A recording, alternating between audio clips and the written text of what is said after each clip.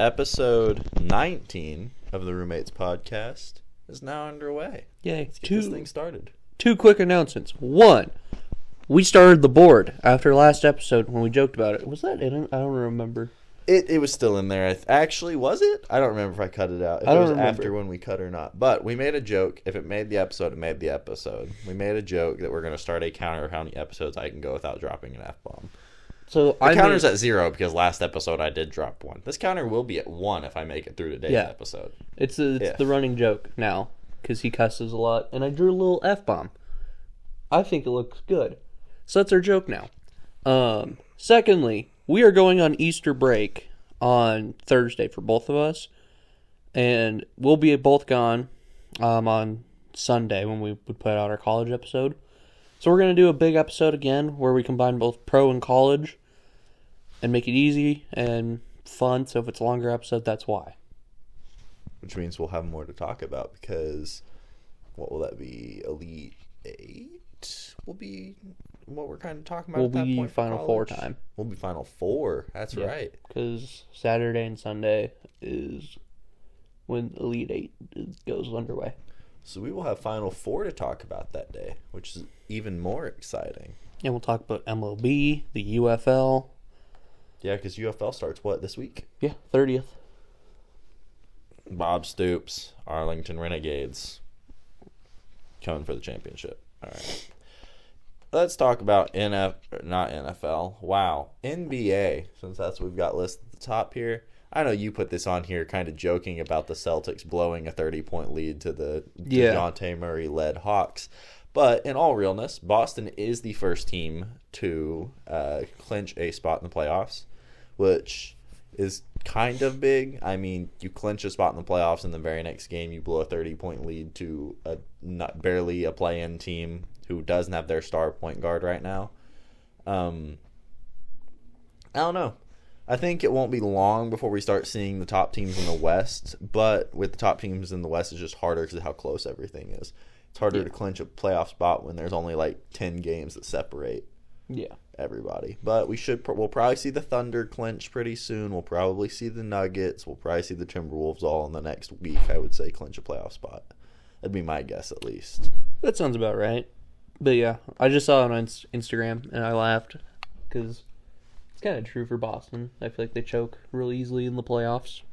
Yeah. We'll also see Bucks is another one that I forgot about. Bucks and Cavs, they'll both be clinching coming up pretty soon. But because they're not too far behind, the T-Wolves and the Clippers. So we'll kind of see. We'll see probably 5 or 6 teams the next week clinch playoff spots. So we'll see. Kind of looking at records, but other news. Does James Harden know what team he's on?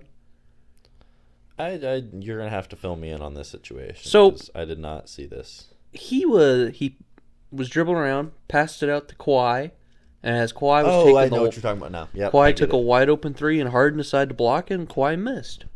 He decided to contest his own teammate.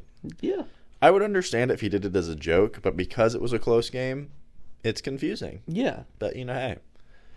James Harden's going to be James Harden. I mean, the Clippers are just being the Clippers. They're middle of the pack team when it comes to playoff standings. They're keeping themselves out of the play-in, which is kind of the only thing you can hope for at this point. If you're the Clippers, you just don't end up in the play-in. Because if you look at the play-in teams in the West, the Kings, the Suns, the Lakers, and the Warriors.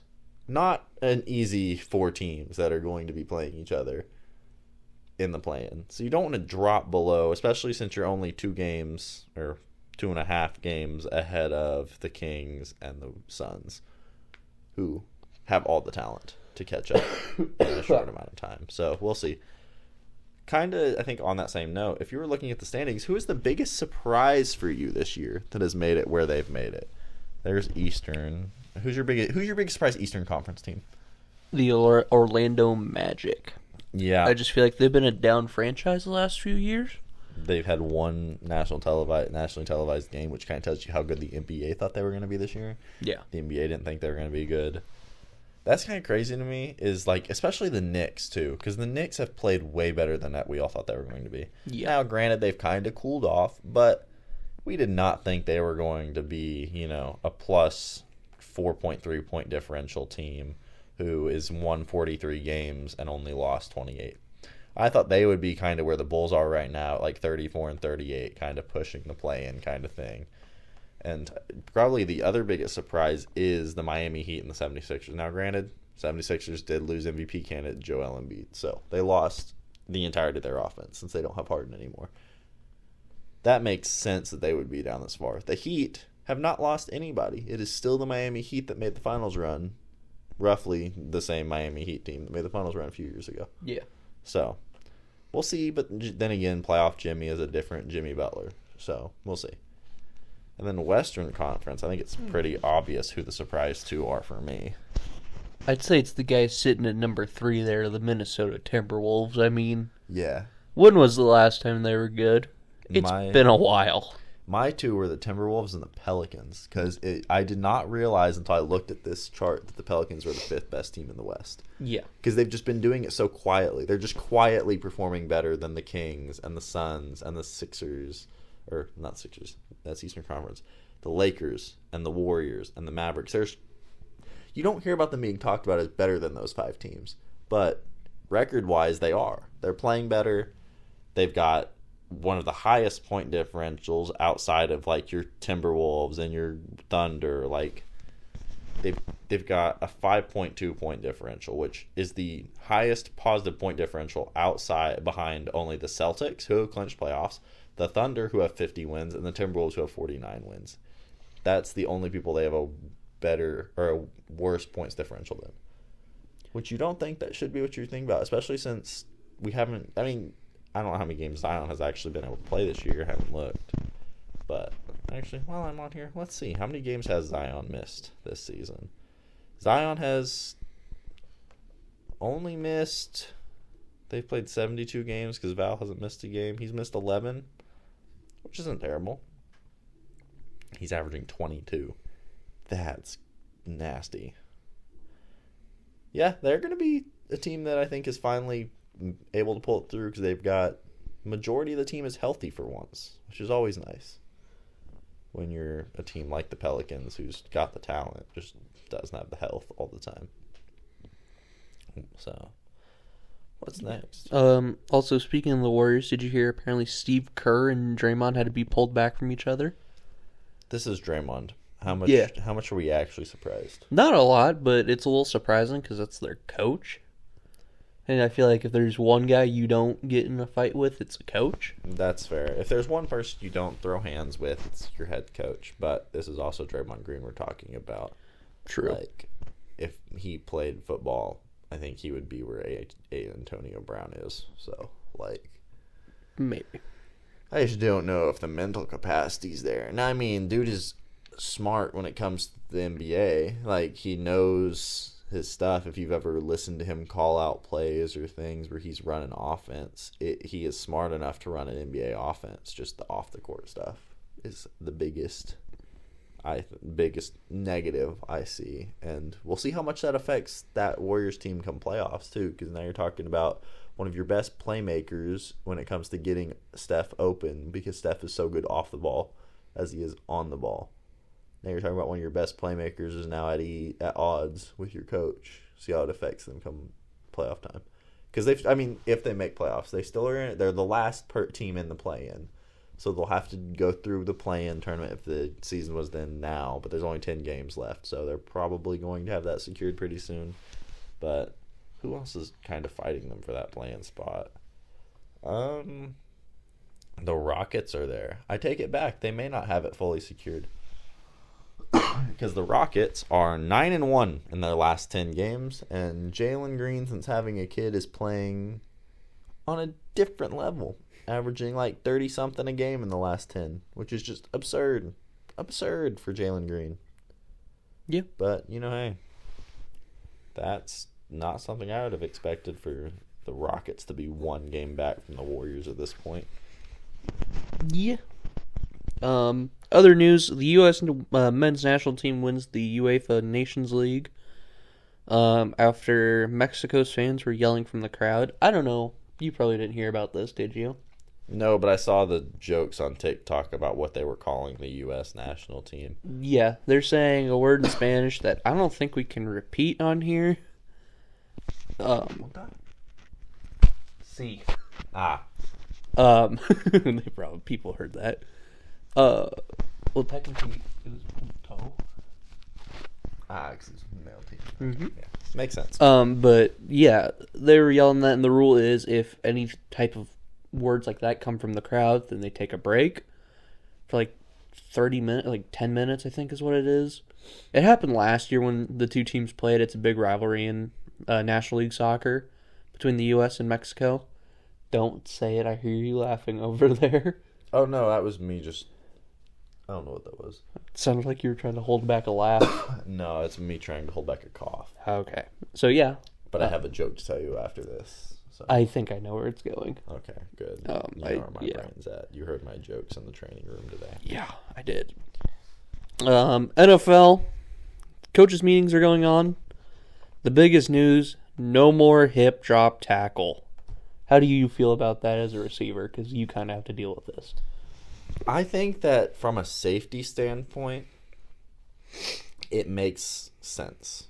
From a safety standpoint, you see more injuries when players use a hip drop tackle than a typical, routine tackle.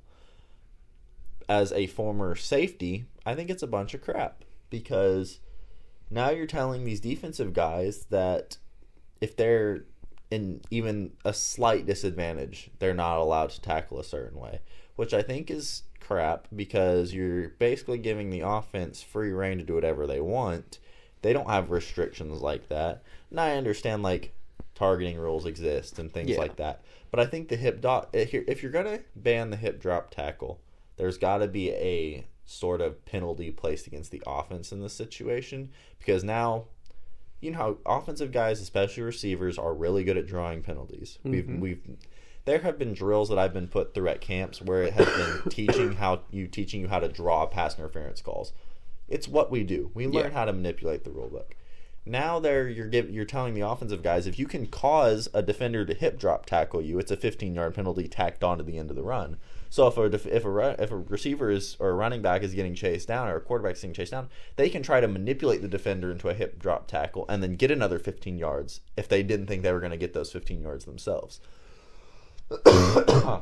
Sick Boys podcast. Which I think is kind of dumb because that gives the offense a lot of reign over it gives the offense a lot more freedom than what you're giving the defense.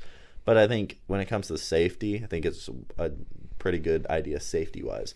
But if we're talking safety, I think the step that we should have taken towards safety is banning split turf fields, like what MetLife's got. If you're going to worry about player safety, ban the artificial turf that is used at MetLife and a couple other stadiums and go to full grass fields, or at least if you're going to use turf, don't use turf that has high injury risk.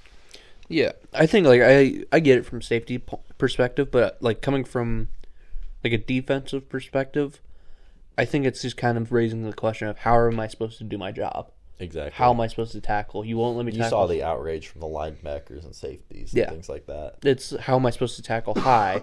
How am I supposed to tackle low? Now, yes, obviously, they implement so many new rules with replay now as well, but it's just bringing up the question of how the defender's supposed to do their job. And I know J.J. Watt even tweeted out, he said, let's just go to flags at this point. Let's just play flag football. Yeah. Because it feels like that's the direction we're going. I know a lot of people say, why don't we just wear guardian caps during games? Which if you ask anybody who's had to wear them, we all hate them. As much as I agree. I can't say the other word, but the helmet things, you know the nickname we have for them in the locker room. Yeah, it's everybody hates wearing them. We all understand the significance of it and why you have to wear them, but people said, why don't we just wear them during games? And no one wants to. It's good during practice because it helps minimize practice injuries, but in game you can't control that. No. But I just think it's crazy that we're restricting defenders now. Yeah. When football is a game of toughness. It's who's tougher, who's stronger. And we've already seen offensively how offense already runs the NFL. Yeah. So the fact that you're making it then harder for defense, which is already the hardest aspect of playing football, it's the hardest part already, and now you're just making it harder by giving them less ways to prevent offense. Yeah. So, other news, they're gonna adopt the UFL kickoff rule, where you're at the 20-yard line, both sides. Kickoff from the 40 still, right? I think it's still the same kickoff. Yeah. Kicker's gonna be the same spot. But that quit it. So let's just make things safer again there, which I understand that one. That one makes a lot of sense. I think it's gonna. I've heard mixed opinions, and I understand where the mixed opinions are coming from, because some people like the big hits that came on kickoff, but again, in the name of safety, it's safer. You can't deny that. It'll be safer. We saw that with the UFL. The other thing is that kickers nowadays are so good at putting the ball in the end zone that we don't have kickoff returns anymore. Yeah. This forces there to be kickoff returns. So the way I am looking at it is that, sure, we won't have the big hits, but we'll have more big returns, which will make... My biggest issue with it is the no onsiding. There's not an onside rule anymore.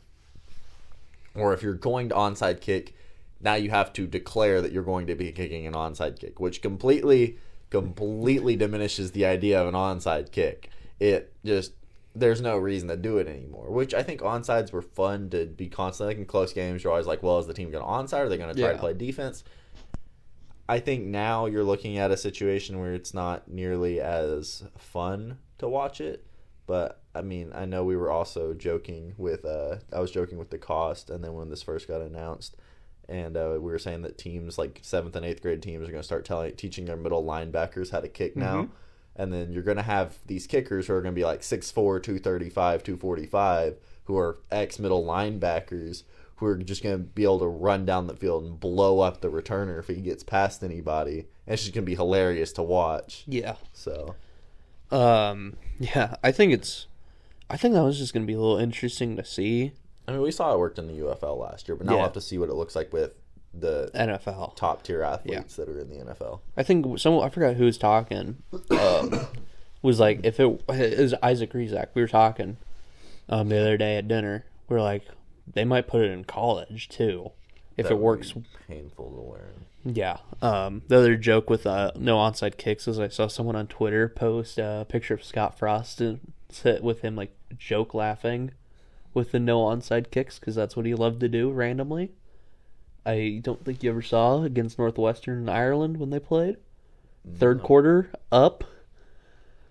Decided to onside kick it. You act like I watched Nebraska football before I came here. No, I know you didn't, but as a Nebraska fan, I go through this pain.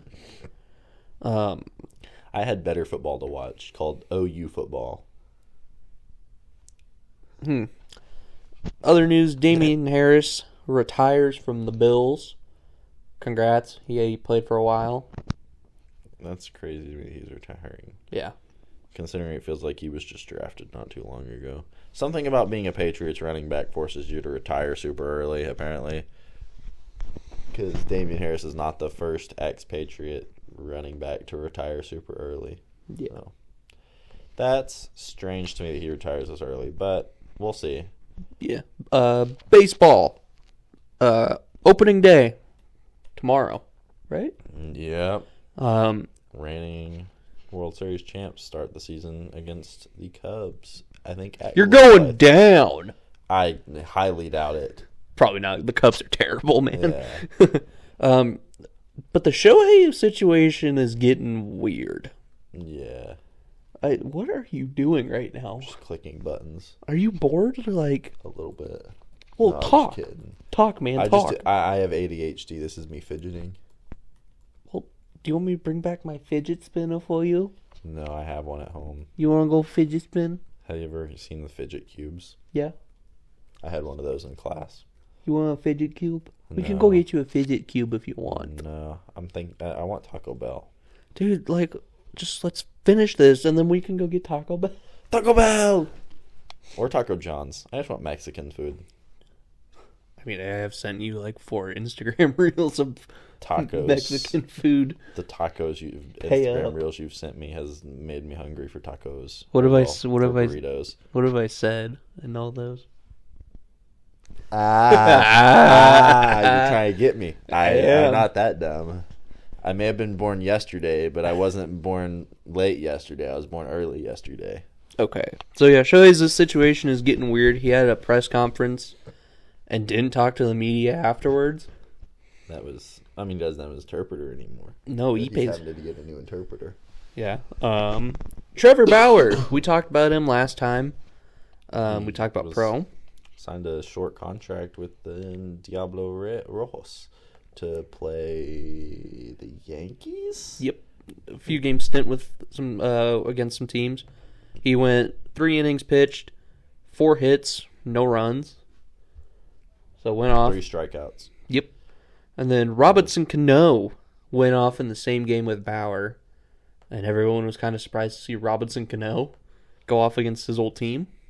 Yeah. I think the funniest thing from that game was watching Giancarlo Stanton swing at a slider in the opposite batter's box from Bauer. That was hilarious because you're talking about a dude who at one point this spring training had 3 home runs in a single game, and Bauer threw him a slider, and dude was swinging like there was nothing there. Yeah. It was great. I love Bauer. I think he deserves another shot. It's kind of his last-ditch effort to play for the MLB once again. Yeah. At this point, I honestly don't think it's going to happen because teams are still so upset at him for something that wasn't even true. Because when it comes to that kind of allegation, it's guilty till proven innocent if you're a guy. It happens all the time. Sean Oakman, guilty till proven innocent. Dude's football career completely ruined by a false claim. Bauer, completely ruined by a false claim because some people wanted to get their money. And now we see it more than ever because the women in these situations are realizing that there is no repercussions for them for these false claims. They just get media attention and they have a slight chance of getting this person's money. My mom doesn't like how upset I get at this situation, but I've seen it happen way too much to not get upset. Because I think it's bull that there is not a punishment for the other side. Sean Oakman was going to be a top 5 pick in the NFL draft out of Baylor in the early 2010s. And dude lost out on hundreds of millions of dollars in contracts because no team was willing to draft him, and then he went and spent 7 years in prison, and now he's not in the shape he needs to be to play football. And you know whose fault that was? The random girl who framed or tried to accuse him of, you know what, if you don't look up Sean Oakman, or if you know what's happening with Trevor Bauer, same situation that happened with Sean Oakman. But there's no punishment for the other side of the situation. And I think that is so wrong in so many different ways because these women are just doing this and then getting away with it scotch-free. They're getting their media, they're getting a chance at getting their money, and then they're dipping, and they are never heard from again, and they don't ever have any repercussions. That was a long rant, man. I get upset about this situation because of I can tell. What's happened to some of the big-name people that it's happened to. But I think with Bauer's situation, you look at a guy like Domingo Herman. I was going to say his name, and I just completely blanked for some reason. Yeah. Right, like, the man was, like, found, like, domestic abuse, right? Mm-hmm. And all that, and now he's back in the league. And it, like, a lot of he was other found people, guilty. A lot of other people were like, but wait, he was found guilty.